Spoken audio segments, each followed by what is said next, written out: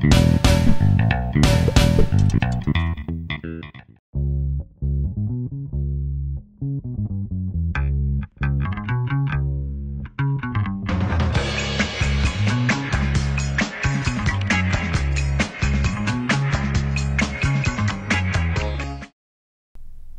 nerds, welcome back to Agents of S.H.I.E.L.D. Theories and Conspiracies. I'm Brian from Good Nerd Bad Nerd. This week we had episode 19, and this was just an outstanding episode that is really setting up what's happening with the agents before Age of Ultron. There are three theories and three questions that this episode really did bring to light. But before that, just some of the cool stuff from this episode. The first, they teased that a team member would die this week, and that was a little misleading, but it was sad to see the bus get destroyed, and really the home is, it is a team member, so that was sad. Next, Sky. People who are haters of Sky from the very beginning, this episode has to have changed their mind. She was awesome, badass. That one take fight scene was incredible, and then just the quippy one-liners.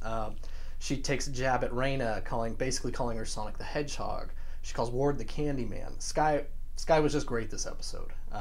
So big props to Chloe Bennett and just the writers for making her outstanding in this.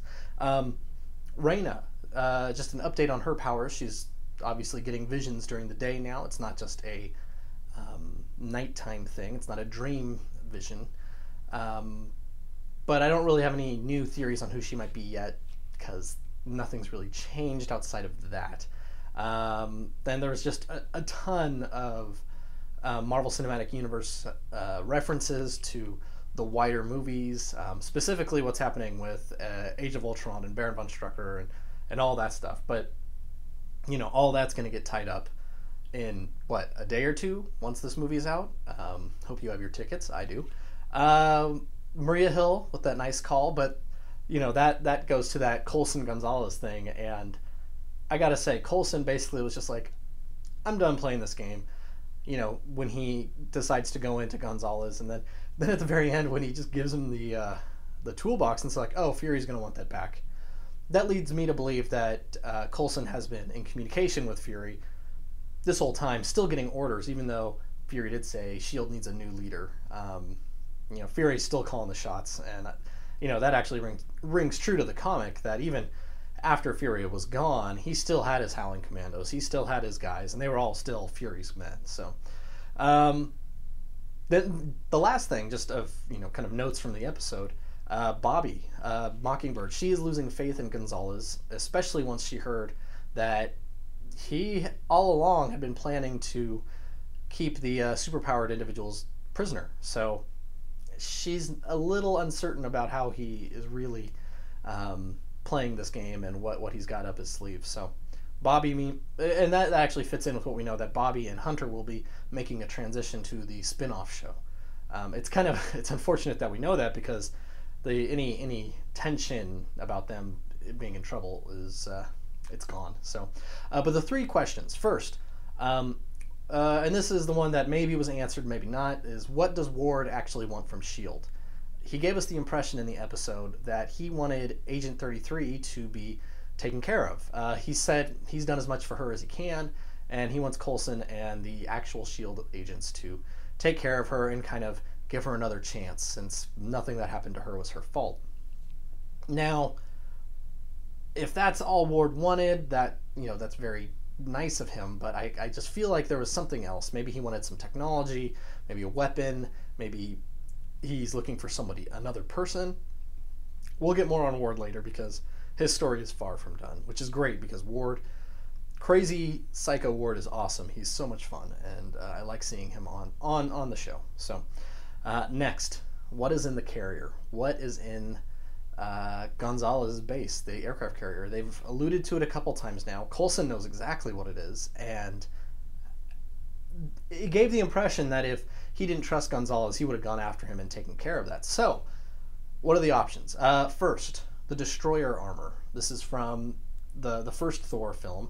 We know it's out there. We know S.H.I.E.L.D. has it, and that they've tried weaponizing it. That was the weapon that Coulson used to shoot Loki, but also Fury brought it back at the end of season 1 for Coulson to use again.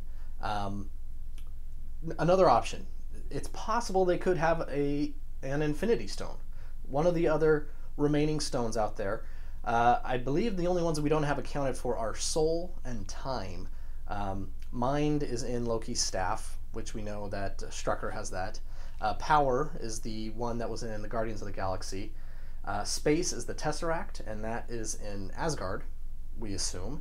And then the reality is the Ether, and that was last seen at the end of Thor: The Dark World. That got shipped off to the Collector. So, Soul and Time. I doubt it's one of those because I don't think that they would really know what it is yet. Maybe they just know it's dangerous, but it's a possibility. Another option is they found Kree Sentry 429, and this is a giant robot. It looks very much like the Sentinels you see in the X-Men comics, but it's a Kree Sentry that was left here during the early years of the Kree Skrull War, and it was kind of left to keep an eye on what was going on with the Inhumans. So there is a nice connection there, but unlikely, and those things are pretty big, so it'd take up most of the lower decks of the aircraft carrier. And then the last thing is maybe it could be some sort of another alien. Options, it could be Mar-Vell, who we know is a Kree, but with Captain Marvel's movie on the horizon, it could make sense. Maybe he's in stasis of some kind, maybe he was frozen, similar to Captain America. Another option is that it's Adam Warlock, and he would have a tie to the Soul Gem. So those are options for what it could be in the aircraft carrier. I'm not sure yet. They really haven't given us much, so it's just kind of what is important and what is going to be important to the Marvel Cinematic Universe, and those are the ones that kind of reach out to me the most. And then the last question this episode brought up, again, Theta Protocol. It was teased that we were going to get some real answers on this, but all we know is that Maria Hill was interested in it, and if it was done, and it is. So, new theories. One is Theta Protocol could be related to new helicarrier. A new helicarrier, or maybe getting the one from the first Avengers film back up and running. We know that the Koenig brothers, whatever they are, clones or life model decoys, they have been working with Coulson on this. So they could be being used like a labor force to get the ship back together, or if it's not a helicarrier, and that leads into the next options, building bases. And the first base could be for the Initiative. And in the comics, this is after Civil War. This is the U.S. government sponsoring basically initiative teams, which are like small mini Avenger teams that are one for each state. And the main base is Camp Hammond, and this is where all the new initiative recruits get trained. So that's a big possibility, especially with Civil War on the horizon. And the last thing is Avengers Academy or a brand new S.H.I.E.L.D. Academy. Those are two options that could play very well in the kind of the MCU as it's progressing. So, what do you guys think? What do you think is going on with Ward? What's in the carrier? And what do you think the Theta Protocol is? Make sure to go see Age of Ultron.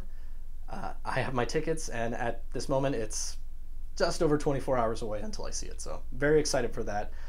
Can't wait for the follow-up episodes, because I know it is teased that we will definitely get closure on what the Theta Protocol is in the next episode. But, I thought that was happening this episode, so we'll see. So, for Good Nerd, Bad Nerd, I'm Brian, and this has been Agents of S.H.I.E.L.D. Theories and Conspiracies.